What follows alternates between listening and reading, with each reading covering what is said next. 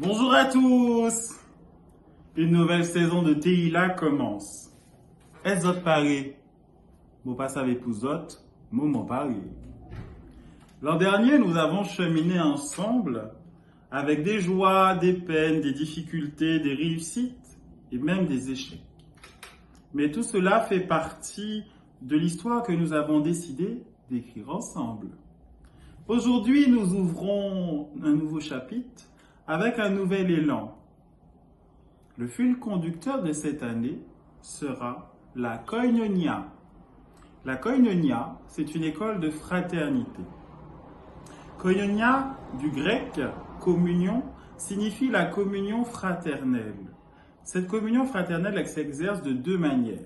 De manière horizontale, de Dieu à moi et de moi vers Dieu, et de manière transversale, en tout cas verticale, de moi envers les autres et de mon prochain envers moi. Vous comprenez bien qu'il n'est pas seulement question de chanter ensemble, mais d'apprendre à nous aimer.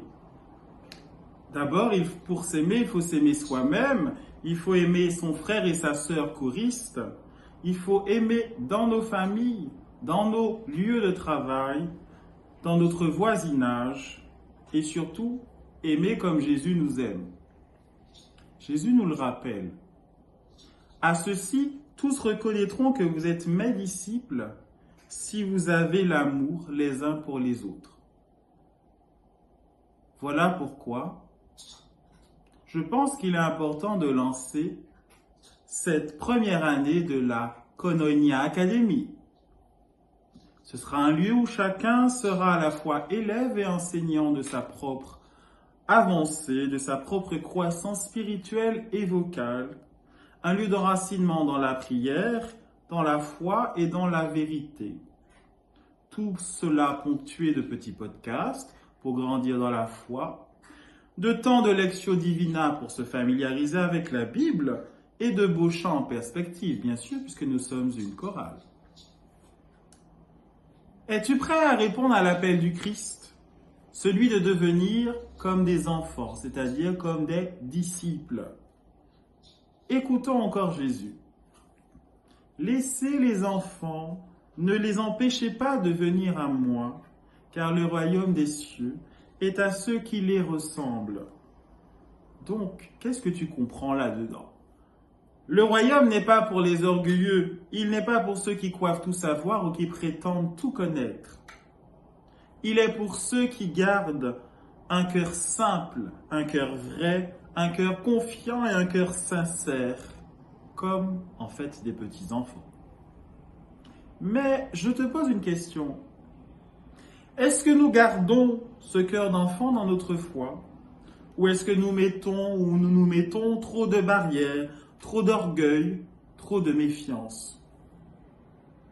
Pourtant, nous le savons, on a été au catéchisme, on a entendu nos parents nous le redire. Pourtant, depuis Moïse, Dieu nous a laissé un chemin concret, celui des commandements. Pourtant, Jésus se rappelle à ses disciples ces commandements qui ne sont pas à être exercés comme des règles, comme des préceptes, mais bien comme un chemin d'apprentissage à l'amour. Le premier, tu ne tueras point. Bien sûr, nous n'allons pas prendre les armes pour tuer notre frère, on est d'accord. Mais combien de fois détruisons-nous quelqu'un par nos moqueries, nos paroles, nos critiques, nos humiliations? Chaque fois que je rabaisse un frère ou une sœur, je touche à sa vie. Donc je touche à Dieu lui-même, puisque c'est Dieu lui-même qui lui a donné cette vie. Tu ne commettras pas d'adultère. Oups, aïe! La société d'aujourd'hui banalise les relations jetables. Vous me connaissez, vous savez que j'aime bien prendre l'image du fait qu'on a, depuis les années 70, la venue du prêt-à-porter. Bien, on prend, on met. Il y a aussi les relations prêt à jeter. J'ai pris, j'ai consommé, je jette. Dans ce type de fonctionnement, on finit par envier l'autre. On finit par jalouser le couple de l'autre. On finit par vouloir le mari ou la femme de l'autre. On croit toujours avec certitude que l'air est plus vert ailleurs. Pourtant, l'amour véritable, c'est pas ça. C'est celui qui choisit de bâtir sur des sables mouvants. C'est celui qui choisit de pardonner l'impardonnable. C'est celui qui choisit de grandir avec l'autre, avec pour seul leitmotiv la communication et la vérité. Tu ne voleras pas. Et il ne s'agit pas seulement de voler l'argent de l'autre. Il s'agit aussi de voler sa confiance, de profiter de lui, de vivre dans le mensonge et de cultiver cela sans réellement prendre conscience des conséquences de nos actes. La richesse, elle est du coup injuste. Et elle finit forcément par nous ranger l'âme. Prenons exemple sur cette veuve de l'Évangile. Elle a donné de son peu, mais avec un cœur vrai et sincère. Voilà la vraie richesse en Dieu. Est-ce que tu la désires vraiment? Tu ne porteras pas de faux témoignages. Nous c'est des frères antillais, nous allons même communauté. Nous élevés à dans un système qui a appelé quoi l'esclavage. Et à dans système là, nous t'es qu'à comparer que nous. Et dans cette comparaison, on a cultivé deux mécanismes. La médisance, les commérages et l'envie. Pourtant, ces mécanismes-là que nous infligeons à notre âme détruisent la communion, détruisent cette fameuse koinonia qu'on est appelé à vivre tous les jours. On pense que c'est anodin, mais c'est un poison qui divise, c'est un poison qui brise la confiance. Sommes-nous capables de nous réjouir pour notre frère ou notre sœur qui a réussi? Ou bien on va faire semblant de se réjouir, mais au fond de nous-mêmes, on jalouse sa situation, on veut la même situation, on va essayer même de faire pareil que lui, voire mieux que lui. Pourtant, Dieu dit, honore ton père et ta mère, tu aimeras ton prochain comme toi-même. Voilà la clé. Est-ce que je m'aime moi-même de manière juste? Est-ce que j'aime mon prochain de manière juste? Pas pour l'écraser, pas pour le détruire. Autant. Mais est-ce qu'on sait aimer sans mesure? Pourtant, Saint Augustin dit une phrase que j'affectionne particulièrement. La mesure de l'amour, c'est d'aimer sans mesure. Donc, comme je veux qu'on m'aime, j'aime. Comme je veux que Dieu m'aime, j'aime comme Dieu. Sans trop, sans pas assez. Donc, le vrai défi de cette année, c'est d'aimer vraiment. Aimer depuis la philosophie antique et jusqu'à aujourd'hui est finalement l'exercice le plus difficile. Quand bien même pour notre foi chrétienne. Est-ce que j'aime vraiment? Est-ce que je sais aimer? Est-ce que je sais aimer mon ennemi? Ou est-ce que j'attends en secret sa chute? Est-ce que j'aime celui qui me fatigue? Est-ce que j'aime celui qui me blesse? Celui qui chante faux à côté de moi? Pourtant, toi et moi, nous sommes des apprentis de l'amour, des apprentis en amour. Mais nous savons une chose essentielle. Peut-être la somme de tout ce que je dis là, c'est là où est l'amour et la charité. Dieu lui-même est présent.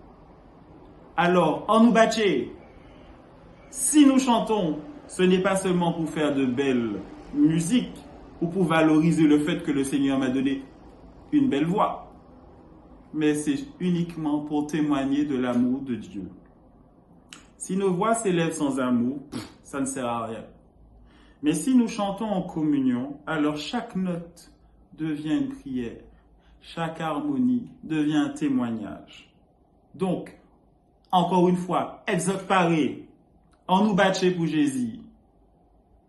Alors allons-y ensemble, ouvrons nos voix, ouvrons nos cœurs et ouvrons notre vie à l'amour du Christ. Je vous propose un petit chant qui va rythmer cette ouverture de l'année.